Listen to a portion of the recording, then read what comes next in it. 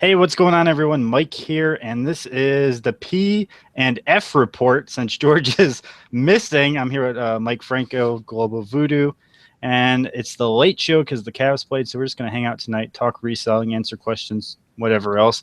Mike, how you doing, man? I'm good, man. Thanks for having me on, for sure. How did the Cavs do?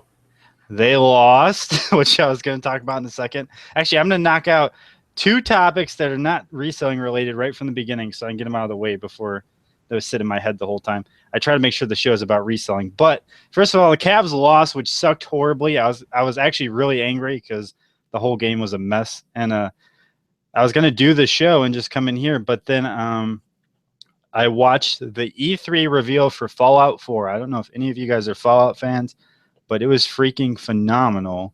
And Fallout 4 is looking crazy, so that made me much happier. And if anyone watching the show seen the Fallout reveal, let me know, because I thought it was ridiculous. They just blew it out of the water. The game's already so in depth, and they did nothing but added on top of it like tenfold. So I'd love to hear everyone's thoughts on that.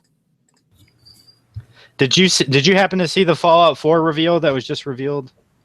I don't know if you're a gamer at all. I know you sell games. I sell games. I'm not a hardcore like gamer. I'm not up on like the newest stuff like in terms of playing it, but no, I didn't see it. Is that going to be like a big deal? Well, so it's made by Bethesda, which is really well known for making high quality games that take a long time to put out. So everyone's been waiting since Fallout New Vegas for the next game, and they revealed it right after the Cavs game. So I got to jump in there and then come straight here. I mean, it's to the point where I was like, I got to stop what I'm doing and go buy a console for this game to come out. Like, it was that good. It's that in depth. It just blew it out of the water, man. It was phenomenal. Even my cousin called me and goes, "Holy fucking shit! Did you just see that?" Like, I was like, I haven't been excited for a game in like 10 years. So, yeah, I'm old school retro, man. I'm like into like the old NES, N64, Super Nintendos, you know. But I play Call of Duty. My son plays Call of Duty. I jump on there and start sniping people.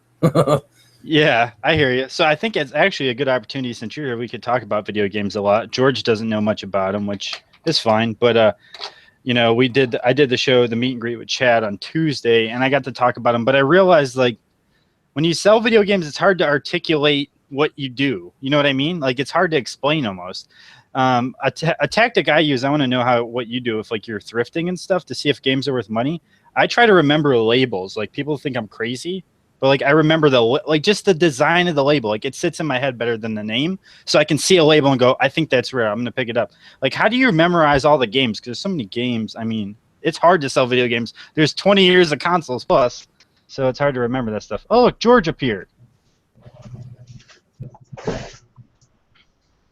Yeah, for me, I mean, it's asking me that question in terms of remembering all the labels. I mean, you remember the basics. You remember like the Marios, the Zeldas, the Metroids, you know, the Castlevanias. You start to get all these in your head. But what I recommend is really looking at like the rarer stuff, right? I mean, you can go on eBay, complete listings, go on Amazon, and find out which ones are the rare ones. That way you can go, okay, yeah, I understand what's happening here. So if you ever see them in the wild, but I would never like if there's a stack of N64 or NES games, I'm looking at them all, right? And you know, you just never want to overlook like the obscure ones, like ones you might say, well, I've never heard of this one, because those are the ones like Little Samson for NES. Most people would like overlook it unless they're a gamer, and they'd say, oh my god, it's Little Samson. But you know, I think video games, I think they're the best seller in my opinion as a reseller. If you want to get into reselling, I think selling video games is primo stuff. I mean, it's their fast flips. Depends on what you pay for them. These thrift stores, they're jivey to it, right? But some thrift stores aren't. Flea markets, man, you can crush it. But it all depends on if that person knows what those games are worth. You know what I mean? Yeah, actually, DS or NES. And that happens a lot where adults sell their kids games and they don't know what they're worth, or they just want to get rid of them. Flea markets are the best, I feel like. I was telling George, actually, I set up like if this then that, like alerts for my email for certain games, and I missed a snipe this week by like 2 minutes for a game that was like $60 that's selling for like 750. I was so mad. Which one? It's like an adult NES game, and I can't think of the name of it. I had never heard of it. I just pulled a list of like rare games, put if this then that alerts in for them, and I'll check it really quick in a minute. What's up, George? How are you? Oh, nothing much, man. I figured you might be sleeping, so I did. I fell asleep. I was like, Mike Franco was in chat. Someone's like, bring him on. I'm like, well, I'm not gonna make him get on. I'll do it solo if no one wants to get on. What's up, George? What's going on with the flipping the shoes, bro? Nothing much, man. Just doing what I do, I guess. Awesome. Trying to find the game. I can't remember the name of it. I'd never seen. I'm trying to think of it. Is it the poker game? Yes. It's the All right, poker. there's Bubble Bath Babes. That Which is a might super be it. sought after one. I think there's it's a that poker one. where it's got It was $60, Okay. and when I checked completed for it, like the average price is like $650, $700. It was crazy. I'm like, and I missed about like 2 minutes. You probably have it. No. Someone sniped it right out. Yeah. Here was it a poker game, dude? Yeah, it is. Hot slots. that Yeah, it's like an adult poker thing. I don't know. I never seen it. I just got the alert for it, and I clicked on it like 2 minutes too late. It had just ended. I was like, damn it. That would have been big money. That's awesome. Yeah. I mean, I think sniping is, for me, I mean, sniping whatever makes sense for me. You know, I mean, there's a lot of money in sniping and finding all these different things, whether they're video games or whatever your niche is. But video games, I mean, I dropped today $665 on games, and lots, because some days are really good for auctions on eBay. So I just sit out and wait the auctions to go, and I just boom, boom, boom, boom, boom. But you know, there's a lot of potential, and I actually shared this earlier, but you know, if you look at Amazon right now at like the NES console games, a lot of those games are not. There's no FBA sellers because they sell that quick. Yeah. So if you get yourself a system, I recommend getting a system and having it all complete, right? Cords, AV cables, a couple joysticks, and sell it to somebody so when they get it, it's like they can play it, right? You don't want them fishing around for a joystick, but there's good money in that stuff, man. Yeah, for sure. And if you're selling through FBA, if you make a bundle with everything in it, people will pay like triple the price so they don't have to look for the other stuff. They really will. Because if you say you want to order at FBA and you need 2-day shipping, right? And you get a Sega Genesis that's on FBA for $40, just the console, then you have to go find an FBA seller for the power cord, then an FBA seller for the AV cord, then an FBA seller for the controllers, and then the games you want. So then by then, your chances of finding all that for FBA is slim, and you spend all day looking for it. They would rather just buy it all and call it a day. Especially in the Christmas time, you can get the biggest money. I know you talk about it all the time, but I agree. I think sniping, I personally like to snipe lots. I know you do a lot of single games and stuff. I like to do lots because I pull everything valuable out of them, and I just keep putting games aside, and then I auction them off. And I actually need to check my auctions tonight. I did a video game auction. But what I do is I just take all the extra games, I auction them in lots, I make a bunch of money off those, and then all the single games go to FBA. And every week I crush it with like the extra games I had that were worthless to me for real. Like when you say worthless, like what type of games? I mean, are you talking what kind of system? Are you putting systems in or just lots of games? I mean, sometimes it'd be consoles. Like if it's consoles, it's the trays are broke. They're not reading properly. It's like literally for parts, right? And I'll list it and explain that it's broken or whatever. Like this last lot I auctioned off they were like SNES games in the box, nothing rare, like really cheap stuff. But the boxes were crushed because someone had shipped it to me damaged, which I got a refund for a long time ago. And then the cartridges had writing, or they have labels, or they're cracked, or whatever. It's really stuff that like you cannot send to FBA. You know what I mean? Mm-hmm. And then I always do really well with that. George, how have your sales been this week? Not bad, man. I've sold a pretty good. Actually, it wasn't really a high number, but I did sell a few higher priced shoes this week, so that's been pretty good. Nice. I sold. Actually, they're put away. But it was a nice pair of Airwear like Chukka boots from Dr. Martens, and they looked real nice. They looked real good. I picked them up for $10 at a Goodwill just a few days ago, and I threw them up on eBay, and they just sold today. So I was pretty happy about that. I got a good $55 for them. I had them up for $62.95 OBO, and I took a $55 offer. So I was pretty happy with that. I accepted his offer right away. I didn't even counter. And I might have missed that. Where'd you originally source them from? Goodwill. Goodwill. And how much did you pay? For $9.99. $9.99. Gotcha. That's awesome. I like when I look at shoes, it amazes me that people are willing to pay, even for used shoes, a lot, like $60, $70. I'm like, I don't know. Like, I would never think to go look for those and buy expensive used shoes, but it's pretty common. Someone asked, what do you think about skate shoes? Yeah, and I want to say that's the same person that commented on one of my videos earlier this week, and I think I answered it. But I don't know anything about skate shoes. I've Those sold aren't one my pair. thing. Do what? What do you think they're talking about? Skateboard shoes, rollerblades? Yeah, I imagine he's talking about like Skater Vans and shoes? stuff Yeah. like that. Osiris. The only skating style shoe I've ever dealt with is the Heelys, and I usually sell those for around $40-$45. Yeah, like I sold a pair of Osiris. I paid I don't remember. It was like $10 or less for, and I got $50 for them. But I mean, they were in really good shape. So, and they're selling new for like 85, 75, 65, depending on the model. The profit margins aren't great there. I got lucky enough that they live close, so I could ship them nearby. It was only $7 for shipping. But if you're shipping those to California from where I'm at, it would have cost me $20. Honestly, they were large. I guess I'm lucky enough to be fairly central here in Texas. Yeah. So whichever state I go to, it's not more than $11 at most, and even when it is $11, I can just throw it into a flat rate medium-sized box, and it's $10.65. So that's about the highest I ever have to pay for shipping. Hey, Mike, I have a question for you. This is actually coming from me. How often do you send shipments to FBA, like yourself? Do you have a schedule for it? Is it just kind of as you accumulate things? How do you go about that? For me, it's every Monday, Wednesday, Friday.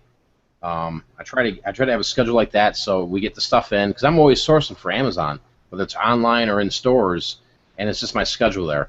Because, like, I'll be honest with you guys, I mean, there's great money in eBay, there's great money in thrift, there's a lot of awesome things and opportunities for sure, but man, I'll tell you what, if you find the right stuff for Amazon, I mean, you just send it there and it just sells, and it's like instant bacon, it's like cheddar. It's like, whoa, this is awesome. But I set myself, originally when I first started, I did 1 day a week and then 2 days a week, and I said, man, this is really working, I'm making money, so now it's 3 days a week, Monday, Wednesday, Friday. Doesn't matter what's in the boxes, they have to go.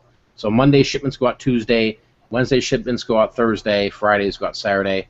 It's just my routine. And there are some weeks where I just don't have enough inventory, for a Monday shipment to send out Tuesdays. So those go to Wednesday shipments. But, yeah, I mean, Amazon is, it's just incredible. It really is at the end of the day. I mean, if you're sending the right stuff in, or if you're doing long tail too, books and, CDs, DVDs, eventually it sells. I mean, it's awesome.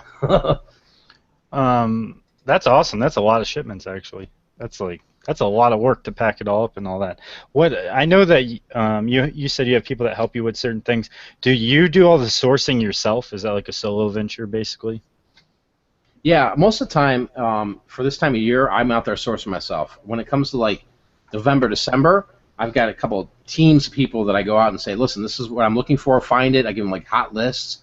They go out and source it for me, and that's different from now. But like now, I mean, it's just me going out there, There's no really amazing hot toys or hot items you can find, I think, at, the box stores. But, I'm looking at the clearance.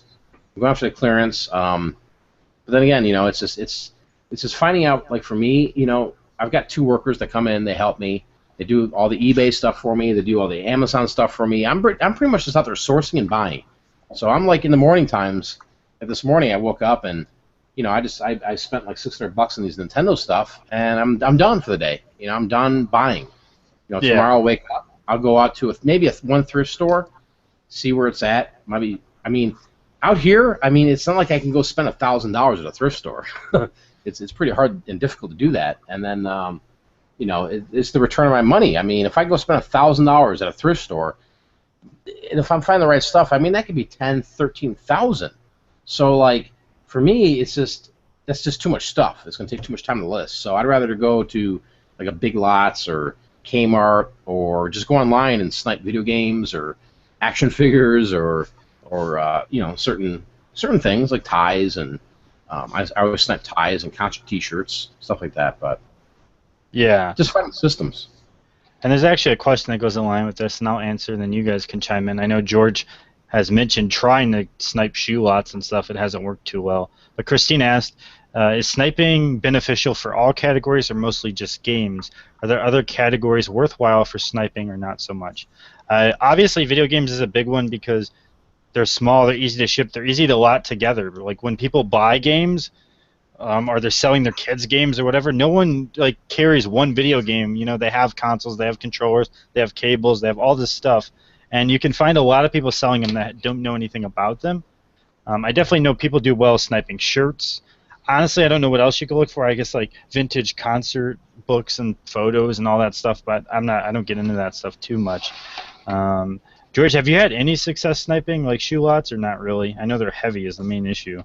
Not really lots. I've sniped shoes, I want to say 2 or 3 times, and it was just a single pair that they listed for real cheap at auction, and that's, as I've said before, not the way to go when you sell shoes. You want to list, if you're listing auction, you know, you want to list at a price that you want plus shipping, or free shipping, you know, into that price too. So yeah, I'll find an auction every once in a while of a good brand where someone will start the bidding at like $9.99 with free shipping, and you know there were like $65 shoes, and so that's usually when I find a sniping opportunity is whenever they list something incorrectly or not well, and I go through and I get it for $10 and then turn around and sell it for 65. And Mike, what success have you had sniping besides video games and shirts? I think you can snipe anything. I mean, you got to say, you know, what are you selling, right? What are you successful selling? Do you have a niche? Are you niched out in like concert shirts or video games or whatever it is? I think anything that if you want to create a niche, right, and sell it, the best opportunity to replenish that inventory is sniping. So it could be millions of different things. I mean, it could be Barbie dolls. It could be Hallmark ornaments. If you want to go and snipe Hallmark ornaments, now's the time to do that. You can find Hallmark ornaments out there. People put them in lots right around this time of year, and they'll offer 30 of them up there for $60 shipped. And you know what? Some of those you can turn around and sell them for $300, $400, $500. It's anything you want, right? It's all about the price points. I mean, I know, Michael, you always say price points, price. And I talk about price points, and it's true though. I mean, if you look around, everything's got a price point to it. So if you can break it down and go, well, I can make money off this. Let's talk, for example, Legos. You can make a killing off Legos. There's people that throw together like a big lot of Legos, and you could buy the whole lot, and then you could separate it by color and sell like red Lego pieces, 2x4s, 4x6s. You know what I mean? Yeah. And get $15 for a quarter of a pound. Yeah, Legos are expensive, man. It's ridiculous. Yeah. I mean, you can break down anything when it comes to sniping. I think if you find what's working for you, then crush it. Go out there and find it all. Whether it's Legos, concert T-shirts, men's ties. You can break it down with Blazers. I mean, right now, Blazers, it's a long-tail game. I think you'd spend a little too much money on it and have a massive inventory if you're sniping Blazers. But if you go after stuff that people, are going to buy, like video games and Legos and concert shirts. I mean, things take their time to sell for sure, but I think you could really, at the end of the day, you could break down and snipe anything. Huh? Yeah, I guess that's fair. It's just a matter of having the knowledge to do that. If you don't, you'll end up wasting money for sure. Yeah, and you'll be sitting on the inventory. That's the biggest thing is, you're sniping it to move it. Either you're sniping it to move it right away, or you're sniping it to hold off for the long term. So like with me with concert shirts, I mean, I'll snipe these for $20, $30, and I mean, I've got shirts that I've had for 7 years that are still sitting out there for $150. Yeah. So it's one of those crazy things. Actually, hey guys, I'll be right back. Give me 1 second. Sorry. No problem. I got a giant lot of Pantera shirts today. I know Pantera is famous because the lead singer was murdered, I believe, right? And I didn't know that. Yeah, someone ran up and shot him on stage a long time ago. I don't know his name. I'm not like big into rock, but I know who Pantera is because of it. And I got a bunch of shirts today. I mean, the shirts are worth a lot of money because the lead singer was killed, and they had nice graphics on them. And I got like I don't know how many I got, but it was like $30, and they're really nice. Auctions asked if you have books that are decent sales, range $300 $4,000 or lower is what that would be. And the going rate is $4 to $5. Do you price over it or skip over the book? I don't know. Honestly, if you're looking at books and they're selling for $4 to $5 on FBA, if that's really the price, you shouldn't even bother with that. After fees and stuff, unless you're buying them for a penny a piece, you're not going to make any money. And books are heavy to ship too. You need to remember that. And I kind of agree with Morgan here. She says, I am anti-books for FBA if they're less than $35. I wouldn't say it has to be $35, but I definitely wouldn't buy books they're selling for $4 a piece. Laforte asks, George, do you sell women's shoes or do you only sell men's? Yes, I sell. Uh-oh. George died. You froze up, huh? Yeah. Man down. Before I left, Michael, you scored some Pantera shirts? Yeah, I did. What kind? What year? Do you know? I don't know the exact years. I just know the graphics on them were phenomenal, and the bid was really low. It was like shipping was like, actually, I don't even think I paid $30. I said $30. I think that's wrong. The top bid was $9.99, and then the shipping was like $7 something. And I put my max bid in like a lot higher than that. I think I got it for $12.99 plus shipping, so like $20. Nice. I have to look at them. I just like I set auctions to snipe and I forget about them. Like I just let them go and I'll pay them later and all that. But you say for people that are watching, you just set your price what you're willing to pay for it, the highest, right? Yeah, like I'm really disciplined with it. I really have become disciplined with it. When I first started reselling, I didn't know about sniping and stuff, right? I thought it would be illegal, and so once I found out, I really fell in love with it. But before that, I would sit there and get in bid wars last second, and before you know it, all my profits were down the drain because I'm just clicking and clicking and clicking. I've disconnected that emotional like wanting to bid. I look at the stuff like I look at it for real, and I say, can I make this amount of money? This is what I'm willing to pay for it. I set the bid, and I just forget about it. And like I'll check my purchase listings every day. I'll pay them off, but I just forget about the stuff because you don't want to get attached to it. Like you really don't. Yeah, I think that's important what you said there. I mean, you don't want to get attached to it. So set your price. That's, hey, I want this price is my highest I'm willing to go, and I'm going to make a profit from it. If you're doing it and you're, what Mike just said, and you're going in and you're going, oh my God, all right, my max price is 15, but it's still going for 18 right now. Forget it, guys. There's auctions every day out there. There's millions of auctions that you can get in on, not just eBay. I mean, all over the internet. And you got to be disciplined. You got to say to yourself, this is what I'm willing to spend. I'm going to spend 15 to get 45 back down the road. And if you can do that religiously, I mean, you can have a really awesome business going, and you never need to leave the house. Yeah, it's amazing. When I try to explain it to people, like the fact that you could literally never leave the house, they don't understand it's that significant. But it really is that significant. Like sniping is, especially for games, if you know what you're looking for, there's always something to win. There really is, whether it be controllers or games or cases or whatever it is. There's something to make money on. And like I tell people, I'm big into peripherals. Like I sell games, but I also sell hundreds of controllers and cables, and just like people don't realize what's worth money. I sold Microsoft Power Bricks just for the Xbox 360. Mind you, they're heavy, but you can fit them in a flat rate envelope. I want to say I got over $20-something for them. I got them for free with some stuff I ordered. Like people just throw them in there; they don't want the shit. And if you're official brand and stuff, you can get big money for them. Multi-taps and all the little cables. I got $21 through FBA once for a master transfer cable for Game Boys. Like it fits all of them. Like $21 on a cord that was extra in a lot I purchased. So you have to look at the little things too. They add up. Yeah, and that's awesome. Think about what a transfer cable cost you to ship, right? Like pennies to Amazon. Yeah. 9. Oh yeah, Amazon is nothing, but like if you're shipping out yourself, yeah, $2, $3. Yeah, now it's 201, right, or something. Yeah, I don't know. It was 192. Well, I just shipped out some photos today that are like 2 ounces. The photos used to be 192, and I saw they jumped up to 209 or 208. Yeah, all the prices went up. Not significant, but I mean, it adds up, especially if you're doing a lot of shipments.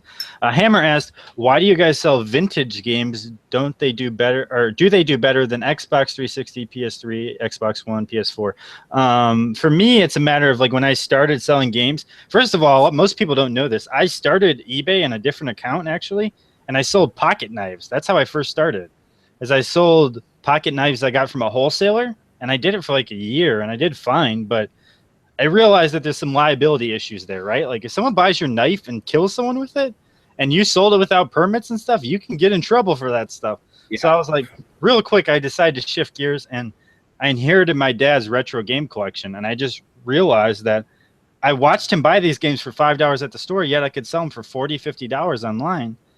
And I wanted to sell new games originally, but the fact of the matter is you cannot, whether you want to or not, unless you're a billionaire, compete with GameStop, okay? You're not going to do it. They have a stronghold on the new game market. They do. And people don't realize how low margins are for new games. I am a member of wholesale distributors for brand new PlayStation 4 games. I could order them right now. Your profit margin per game is literally $6 to $4 a piece.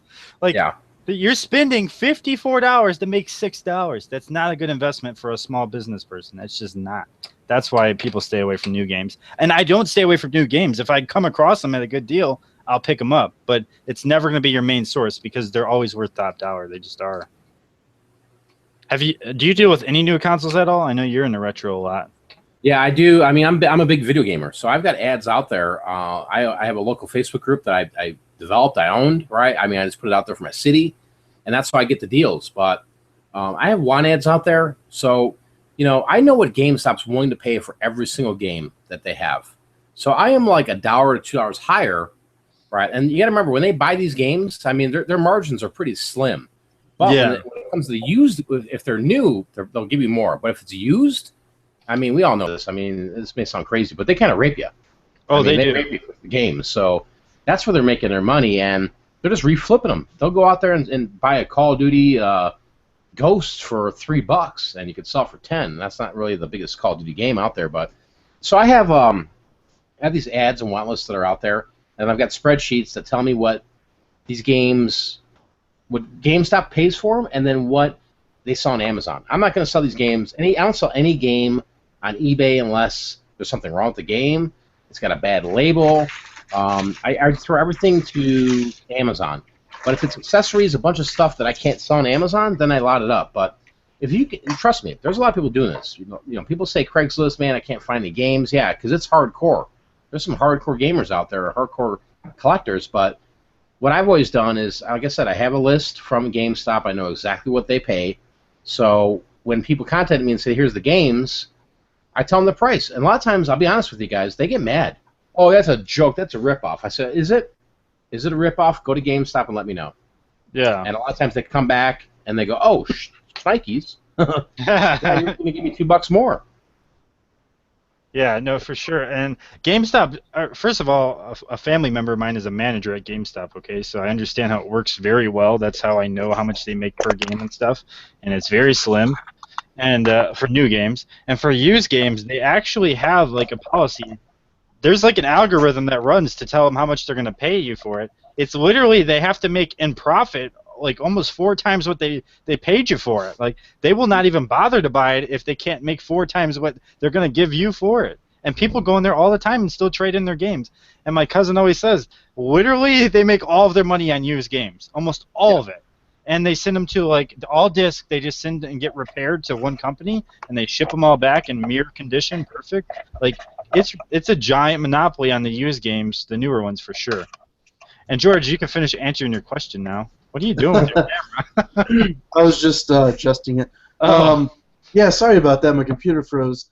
So the question was, if I sell women's shoes. Sell women's shoes? Yeah. Yeah, and I was looking over my inventory and to see kind of what my ratio was, and it's actually right down the middle. I sell half men's and half women's right now, and that stuff. It's mostly the same brands that I stick with for men's shoes.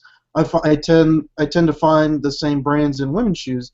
I am trying to learn a little bit more. I'd like to sell mostly women's sandals at this point, or like Doc Martens, things that I know are a little more valuable. But I do have half women's shoes up at the moment.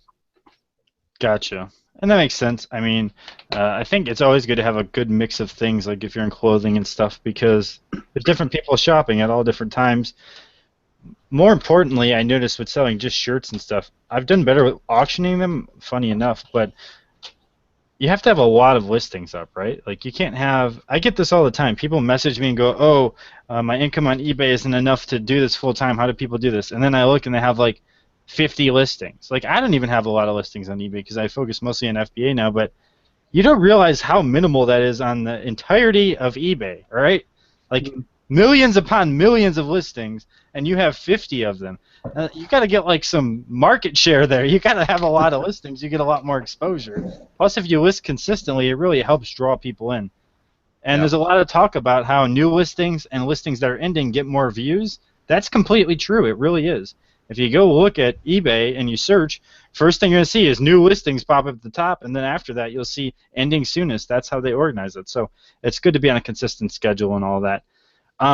John, I see your question about the paper I use for my labels. If you're referring to my Zebra printer, just message me on Facebook if you can, and I'll send you the link after the show. But message me because I will forget. I can't post the link in chat because you're not allowed to post links. Even I'm not, which makes no sense. It's my channel. Like on your own video. I know, it's so stupid. It like automatic. It actually says post another link and you'll be blacklisted. I'm like, it's my channel. Like what? You will get kicked off your own channel. Yeah, screw you. You're not allowed over here. I'm trying to catch up on chat here. I'm sorry, I get behind sometimes. I don't like the way chat works on here. Christine asks, what is the long tail game? Sorry, I've never heard of that before. Long tail just means an item that's you're expecting from the get-go to sit for a long time.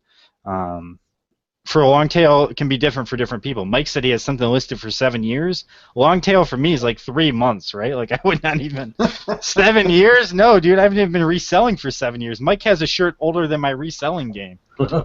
How's that? So long tail just means you're expecting it to sit. You need that special buyer. Like the reason blazers and suit coats are long tail is because first of all you have to have someone searching online for it. That's already a rarity compared to suit coat purchasing. Then they need they want the specific design you have, and then the specific size you have. So it's going to take a long time before someone meets that criteria, but when they do, oftentimes long tail items have a higher price point because it's a specific targeted item.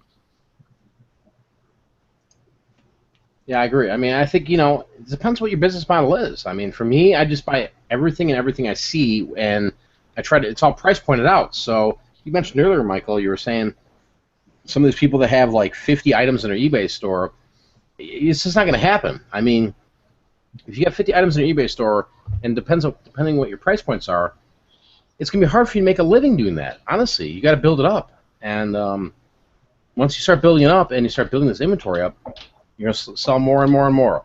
Right? Have the price points, but there's just so many different ways with this business. That's why I think with Amazon you could do a lot more. You could send in 50, 100 different things, and they sell quicker, but eBay, the ROIs you can't beat, man. You just can't beat those. Like with George with the shoes. I mean, shoes are my #1 category on eBay, period. The margins are phenomenal. You find the right brands, man, you pay $4 or $5, $10 a pair of shoes, some for $50, $80. I mean, where else are you going to find these margins at? I mean, that's again why I do blazers. I mean, I typically don't sell a blazer for under $50, but if it sits for a while, then I'll sell it for under $50. But sometimes it's $75, $80, $90, and I'm paying a couple bucks. Yeah. It's just, it depends on what you got going in your eBay store. But I get a lot of that. People ask me, hey, can you help me out? I want to take a look. Can you take a look at my eBay store? And I'm not trying to bash anybody or say anything, but like they'll send me the link, and I'll be like, dude, you got 50 items. Yeah. And they're like, yeah. I'm like, what? How much do you want to make a month? Well, I want to make 10 grand. I'm like, well, you're far from that. You got to take into consideration, your sell-through rates on some of the stuff you're selling. If you're selling men's clothing and used clothing, it's typically 20 to 35, 40% sell-through rate a month.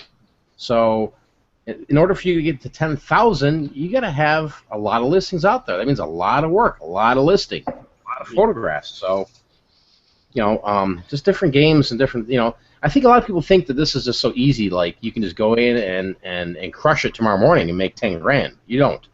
It's a process. Well, sure. and that's come about because people giving a false perspective of money to be made, right? Like, and how things are going. Yeah. And they say they're transparent, but it's really a false perspective on how it works. It's a lot of work. Here if you want to really know and like blow your mind, do this, right? Go to your eBay store or whatever and add up the value of every item you have listed, okay? and then look at how much money you could make if you sold everything right now, and you'll realize real fast, holy shit, I'm not even close to where I need to be, because that's never going to happen. And you'll add it up, and you'll be at like $2,000. That means if you sold everything you have listed, you would make $2,000 minus fees. And then you realize, yeah, I need to have like 1,000, 2,000, 4,000 listings, and it's crazy. That's why I think most people are such advocates for FBA. And I'm sure George can attest to this, is like listing takes a long time. It just does. And whether or not you want to accept it, making a full-time living on just eBay is tough, because it is such a time crunch. Like, it takes so much time to do listings. Even once you get efficient and get all the equipment and all that, eBay is not that streamlined. It really isn't, guys. It takes a lot of time. It really does. Yeah, that's been one of my problems that I did address recently. I timed myself, and it was taking me 10 minutes to do, I think it was even more than that. It was like 12 or 13 minutes to do a single listing for shoes, and the part that was taking me the longest that I figured out was the pictures, because I was having to do a lot more editing on the eBay listing. For my pictures, I would crop everything and adjust brightness and contrast, and that took forever for every single picture.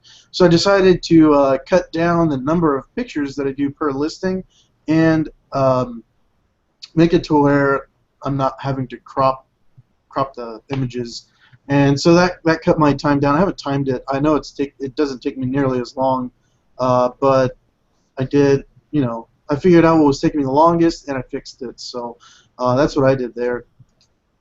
Yeah. And also, Mike, you don't have to go in and add up everything. You can go look at your monthly selling limits, and under your June selling activity there, just scroll down to you have listed, and it'll say active in parentheses, and you can see how many items you have listed and the amount of dollars you have listed.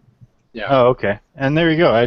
But once you look at it, it'll blow your mind. Like, even once you're at last Christmas, when I was up to like nearly 700 listings, I think it still was not even close to what I wanted to be. I couldn't even make 10 grand a month with that many listings, right? Like, it's not even possible with 700 something. So I got a couple questions that are older here I want to cover. Alan asked me, do I still have my e-commerce website up?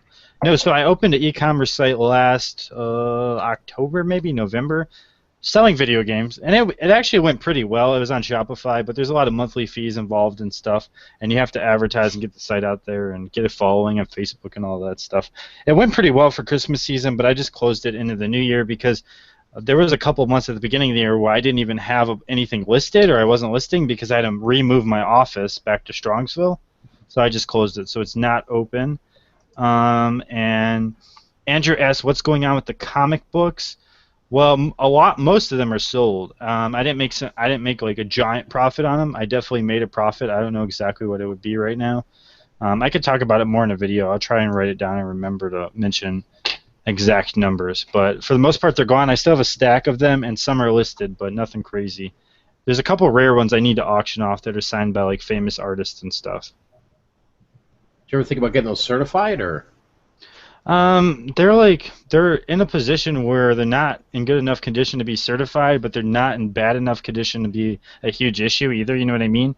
The main thing people don't understand, like, if you never had anything graded or certified, like, it's very finicky. Like, the littlest thing affects grades significantly. And I don't know a lot about comics, so I'm not able to look at it and say, hey, this looks like it's going to get a good grade. I can look at a video game and tell you it's going to get graded pretty good or not, because I know what they're looking for, because I've had quite a few games graded. I've never had a comic book graded, actually. And honestly, I don't know much about comic books. I just bought the lot because it was a good deal, and overall I made money. It wasn't like, I just wanted to flip it. It wasn't anything crazy for me. Well, hey guys, I'm like dripping sweat here. It's 113 in my garage. I appreciate you guys having me on for sure. Congrats, Michael, for 8K in subs, man. Awesome. George, man, you're making some awesome videos for sure. So I'm gonna bounce out of here. I appreciate you guys having me on for the little bit that we've had here. I'm just like overhydrated. I'm dying over here. I hear you, man. I can't believe it's 100-some degrees at night. I could not live there. I would have moved back to Ohio already. But thanks for hanging out for a while. No problem, man. Mike, as much time as you spend in that garage, I would have put in an air conditioner by now. Yeah, the problem is this this garage, a car came through it about 3 months ago, and Oh, wow. the insurance still hasn't kicked in to fix it. Finally, they're coming in next like a week or so, but we're moving everything out of it, and now it's in the hot summer months, so it's becoming unbearable, honestly. But yeah, I appreciate you guys having me on for sure. You guys rock. Keep dropping the information about reselling. There's great stuff at reselling. Just it's not a get-rich-quick thing. You got to go out there and just spend your time in it. You got to be in the trench and get the stuff listed and send the stuff to Amazon. And if you keep doing this religiously every week, every month, man, I mean, you can do pretty well. So I'm out of here, guys. Thanks for having me, Michael and George. Hey, Yeah, no man, problem. See you, later. man. Take it easy. What program do you use to snipe? I use Gixen.com, Gixen.com. YouTube needs a system for questions. Yes, I agree like 8,000 times. Actually, we need to change the format here, and I'll try and start reminding people. Maybe I just won't answer questions unless you do it. But the meet and greet over on Chad's channel, they have a good system. Before you do question, you have to type question before it, like in caps or whatever. Just type the whole thing. No, don't type in caps. But they just put question before it or question marks. It does make it easier to spot because the problem with the chat is it's short. And so I have to like scroll through like 5 things at a time. Hammer said, do you snipe newly listed video games? I just snipe all video games I can find when I'm looking at that time. Don't matter when they're listed. I put it in the sniping program, put what I want to pay for it, the end. Hey, what about using an icon? Or Well, like what kind of symbols are there? I don't know what symbols work in the chat either. The chat's so weird. The you point of see what I sale just system. typed? I'll look in 1 second. The point of sale system I use is PHP point of sale. Yeah, but what did you have to type for that? Nothing. I just clicked on the emoji symbols and it scrolled down. And it's right there. Oh, there's emojis? Oh, Dude, I didn't know there was emojis. There's emojis. Oh, God, I didn't even know that. Hey, remember you can draw on screen? Yeah, I do remember that. Oh, God. No Hitler stash. What? But yeah, no, thanks, Mike, for joining us. We appreciate it. And thanks for filling in for George when he didn't show up. The funny part is I'm doing a solo show, and they're like, well, tell Mike to come in, Global Voodoo. I'm like, I'm not just going to put him on the spot to come in here. He's chilling right now, guys. Like, he can happily join, but I'm not going to like, hey, you're going to join because George didn't show up. That's kind of shitty. He might be Yeah, real it was, I just randomly fell asleep and just woke up. So just that. Flip-flops, I already covered your question unless you didn't see it because of delay. It's PHP point of sale. And it's literally the website is phppointofsale.com. It's that simple. All right, so let's talk about the $10 challenge, even though I don't want to talk about it at all. Let's talk about it so you guys can hear I'm getting murdered already, and I've gotten very little leeway. First of all, I'm not going to make an excuse here because honestly, I probably could have worked harder to get something this week, but I really was sick. I really did spend like nearly 3 days in bed. I just got moved around yesterday and today, and I'm just way behind on everything. Like after the show, I have to package so much stuff, but I'm planning on going thrifting either Monday or Tuesday. Maybe I'll go Monday tomorrow. No, I won't go Monday because I just got invited to something. Forget it. I'll go Tuesday, and I'm gonna try and find something. But just remember this, guys. I bought that Seed Crane antenna for $7 and sold it for $80. So one item could definitely make a difference in this challenge. But George, Oh yeah, definitely. it can, and I'm excited to see what happens if one of us finds something really rare, really flips it. The thing that really can get you out ahead, right, is like you flip a couple items, then all of a sudden you have all that money to use for the challenge. So Yeah. that could get you like snowballed. But how did you do? I know you sold some stuff. I just sold one item. I got a late start myself because I started going back to my 9-to-5 job. Not really, it's night shifts. But so I went there 3 nights this week, and I got a late start to everything too. But I did go to a Goodwill. I found a pair of Keen's shoes. I sold them overnight on eBay for $19.99. I picked them up for $5. And I also found another pair of Keen's that are currently listed. So once those sell, I'll have about $40 to work with and go find something else to flip for more profit. Nice. And so I'll tell my story really quick. Right after we got, I was serious about this. I'm pretty competitive, so I want to win. As soon as we got off the show on Sunday, I went and sniped something that I knew I could sell for a lot more money than I paid for it. I went and found a rare wireless controller for the PlayStation 2, much like the Logitech one I just got. And I paid, I think, like $9 something for it, like right under $10 for it. And I really believe I could have sold it for $60. And I was just going to try and, because I'm sending an FBA shipment out, I was going to try and flip it on FBA and then use the $60 to thrift, because I feel like $10 is a little short to thrift on. My thrift stores aren't super cheap unless it's shirts and stuff, so it's kind of hard to find anything good usually for that price point. But what happened was the person shipped it to me, and they like didn't package it. Like it was literally like a controller in a box, and it just got here all busted up and really beat the hell. So I actually had to return it, which actually caused me more hassle than anything, because I had to return the fucking thing. So, and then I was like, wait, is this like a complication in the rules? Is my $10 like in limbo until it gets returned? I don't even know how that works. But so that's what happened. But then literally the very next day I got sick, and I just haven't sourced anything, honestly, all week. I'm behind on everything. I had an FBA shipment I was talking about finishing up Tuesday night after the meet and greet.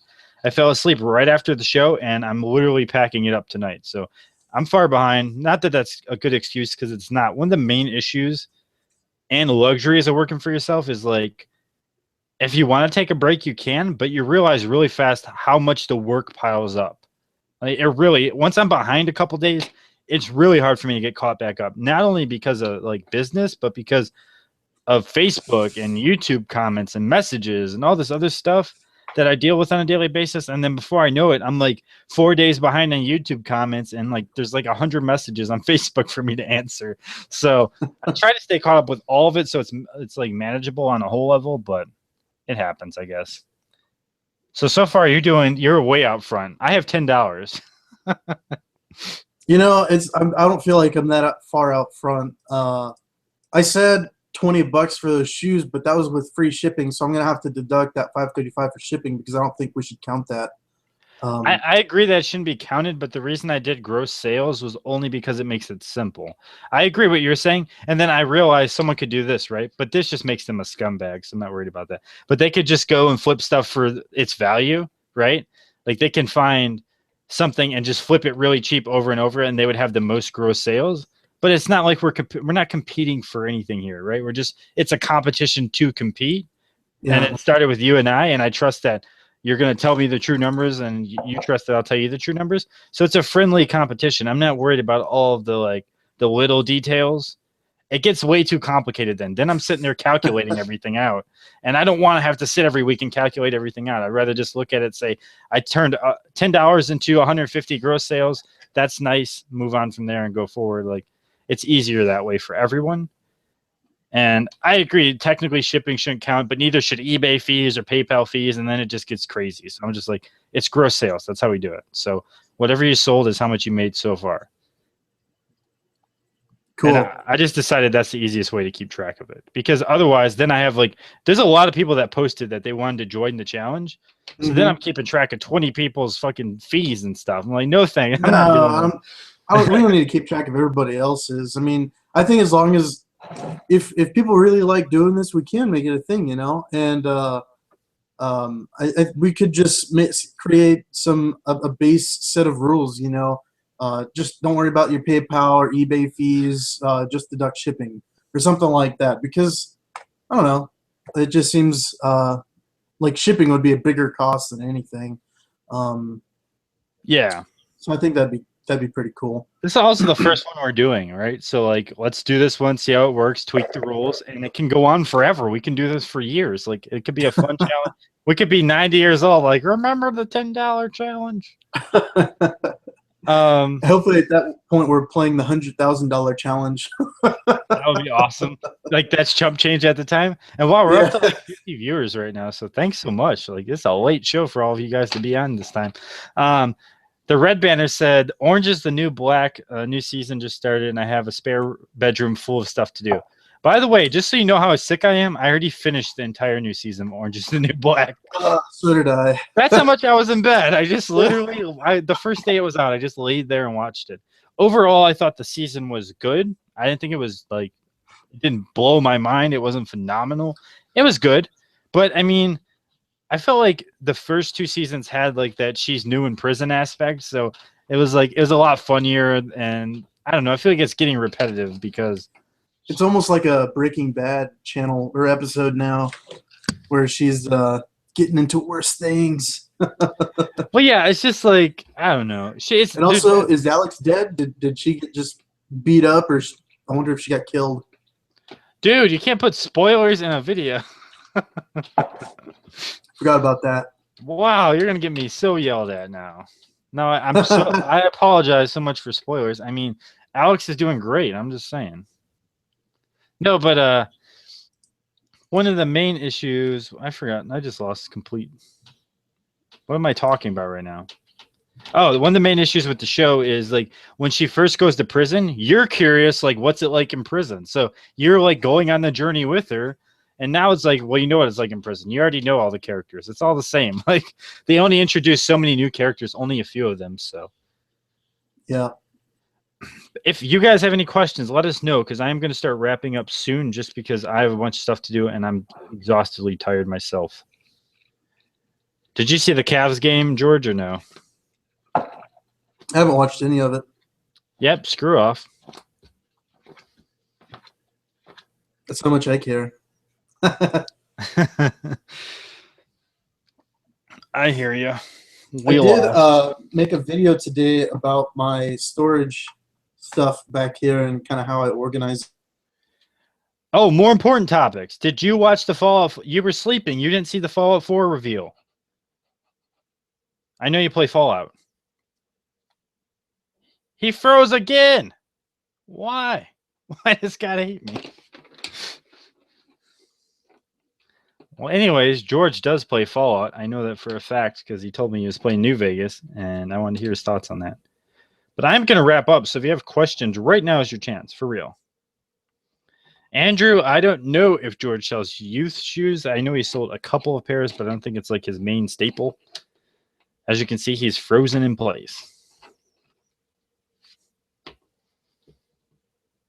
I do appreciate everyone that came to hang out tonight, and the show should be back on schedule starting next week. Getting up to 50 viewers this late at night is phenomenal, really. Crispy, how do you ship controllers? I bubble wrap them or put them in a bubble mailer and then put it inside of another envelope. I always double package. That's my way to package most things.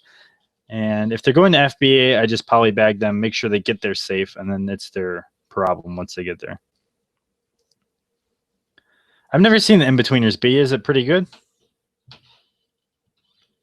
Andrew L. I watch, but I hate LeBron. I'm a Bulls fan.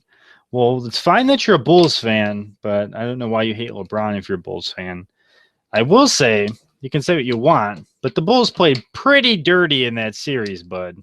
I was pretty disappointed on the overall level.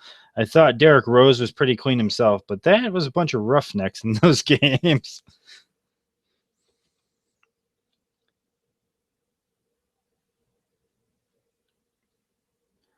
I know this might be way off, but Kindle self-publishing. Kindle self-publishing what? What are you asking me? What's the question?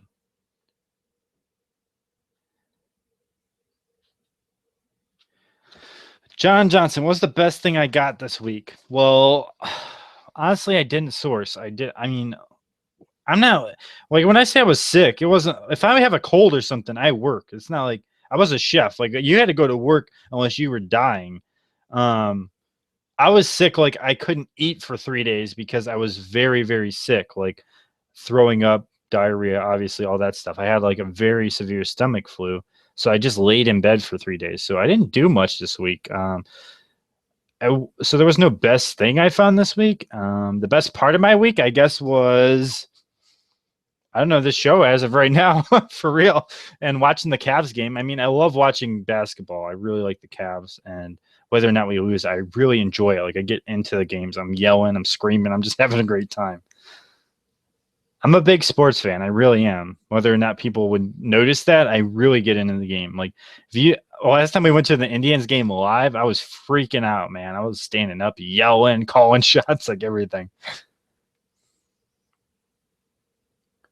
Surian, it keeps track of my per item profit as well as my monthly. I can print out reports and all that kind of stuff. Any advice to give a 14-year-old to start out? Crispy, are you 14 or do you have like I'm assuming you're probably not 14, so you have a 14-year-old that wants to start out maybe? I could be wrong, so I'm sorry for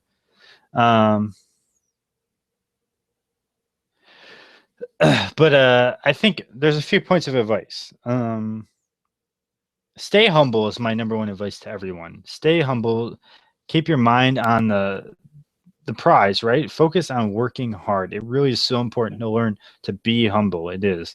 And think about every decision you make thoroughly before you make it, whether it be anything in life, really, but specifically when dealing with business. When you're young, you tend to make quick decisions. So starting like selling online at 14 is an opportunity for you to make way too many quick decisions. Slow down, think about it, and weigh the risk against reward always. All right, B, I'll check it out, man.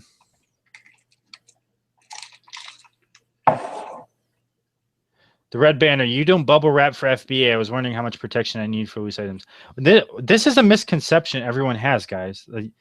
You don't package your stuff to go to FBA and be reshipped out safely. You package it to get there safely. They repackage it themselves. This game, I send this game to FBA like this. I'll put bubble wrap or a bubble mailer over it so it gets there safe. They then pull this out and put it on their shelf like this, guys. They repackage it when it sells. You don't need to package it for the customer. You're packaging it only to get to the facility safely. That's all that matters. Nothing past that. Tell us how you really feel. Andrew L., give me a break. Mike Deladova is a dirty player. Maybe. All right, first of all, the only play I truly believe Deladova was dirty on was the leg sweep, right? And to time that perfectly to injure someone is pretty ridiculous anyways. I'll give you, it looked pretty dirty. But he's also a rugby player. He's probably trained to do things like that. It's not very common. But it doesn't give you guys an excuse to start dropping elbows and playing very, very dirty, shoving people behind their backs when the refs aren't looking.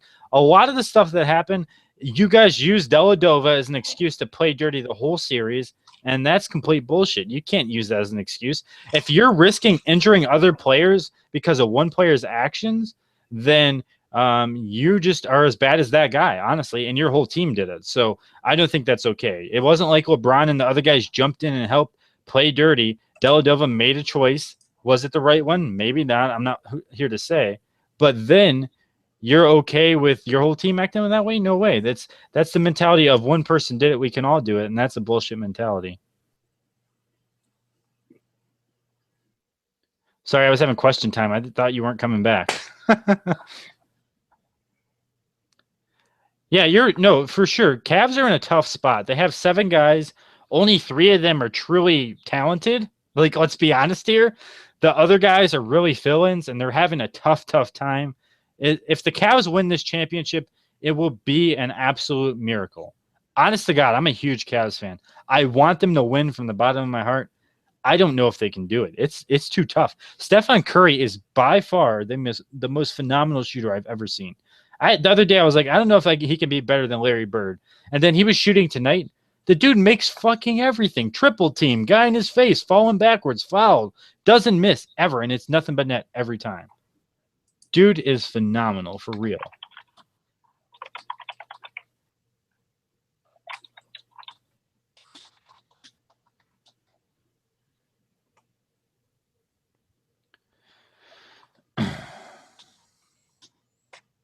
All right, so what's going on with your computer? It just freezing or what? Yeah, I don't know. I don't know what the deal is. It started happening earlier today when I was editing a video. Weird. Someone asked a question about, do you sell kids' shoes at all? Yeah, every once in a while. The only kids' shoes I sell are like Keens or Chacos. I really don't pick them up too much. They can be a pretty good profit because a lot of the time you get them for a lot cheaper than adult shoes. but at the same time, they sell for a little bit cheaper than adult shoes as well. But the profit margin can be similar to adult shoes. It just depends on what you see and what you can get, you know. So yeah, I usually pick up Keens if they're in good condition. A lot of times, kids' shoes are in really good condition because they outgrow them so fast, and they probably hardly wore them at all, and then they just end up getting donated. So if you can pick out the right ones, then yeah, you can make some money. But there's a lot of really cheap kid shoes out there. So you know, it doesn't happen all too often that I pick up kid shoes. Gotcha.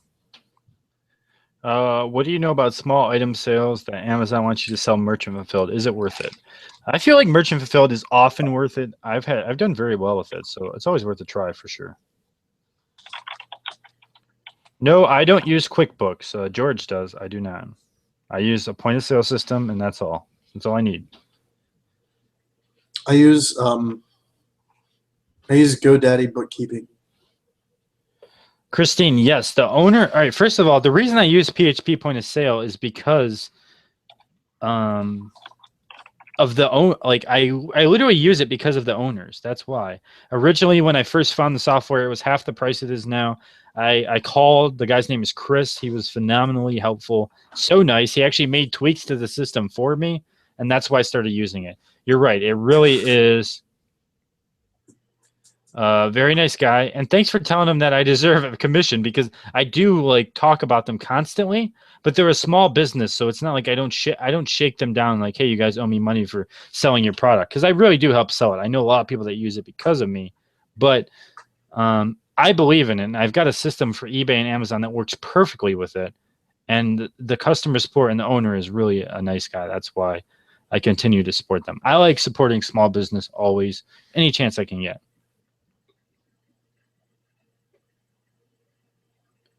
Yes, all the controllers, guitars, all that can just go in a poly bag. Yes, that's true. I only bubble wrap them so they can get to the Amazon facility safely. That's what matters to me. George, Andrew says you are underrated. What? I don't know. He just says he appreciates you, so say thanks. That's great. I really appreciate it. I love being underrated. Oh, I get riled up about everything? Get out of here. Yes, you do. Dude, I'm just passionate. Don't be haters. If I get riled up, it honestly means I'm passionate about something. And that's the way I've always been. We had debate class in school once. Oh my, and everyone was pro creatine, right? The debate was creatine or not. Is it okay to use? The entire class went pro creatine because it was easy. I was the only one that went against it, and I kicked the whole class's ass. I'm not even kidding. What is your opinion on Stacey Adams? I don't know who that is, George. I don't get them. Oh. Stacey Adams is, I think they're a kind of a mid-range shoe, but they don't have very much resale value, so I leave them alone. Chris B said, "What are 5 good men and 5 good women brands to sell?" Well, that's a lot of brands, but can you name that? Probably. Allen Edmonds, Doc Martens for both men's and women's, so there's one for each. Keens for both men and women. Morel for both men and women. Clark's mostly for women. Their sandals do really well. Echo. How many is that? I don't know how many that is. That's at least 12 or 15 or 138, I think you named. Okay. Sounds good. Cool. Video on PHP point of sale. Possibly. I mean, I could make one. I didn't get too in depth for it because, I mean, it's hard for me to record it really and explain. I have to screen cap and all that, and I'm just not, I don't know. I have a screen capture program, but it has so many issues. Every time I try to record something, I end up having to record for like an hour to show you something that takes 5 minutes. So I try to just do videos typically. All right, guys. Well, we're going to wrap up. So last chance for questions. And Chris B, you will get banned real fast, buddy. Don't be a douchebag. The Cavs do not suck at all. You can hate all you want, but LeBron is not trash. That will be your only warning. You'll be banned for good. Bum, bum, bum. Remember, I get worked up. I don't play games, bro. I mean, to say LeBron's trash just means you're an idiot because statistically, he's obviously not trash considering he averages a triple-double in the finals and playoffs. One of the only few people in history to ever do that. The fact that he can do that is phenomenal. You can say whatever you want about him, but the dude is great. You can hate because he's good and he left Cleveland. He was cocky and all that. I've been a fan of him since the beginning, even after he left. I'm just more of a fan of basketball, so it don't matter to me what individual players are great. Like I said, I've already admitted Stephen Curry is fucking phenomenal, and I enjoy watching him play the Cavs just as much as I enjoy watching the Cavs play. I'm big into three-point shooters. I always have been. I'm a big Larry Bird fan. I love Reggie Miller and all those guys, for real. All right. Well, that's it. We're wrapping up. Adios, folks. Later.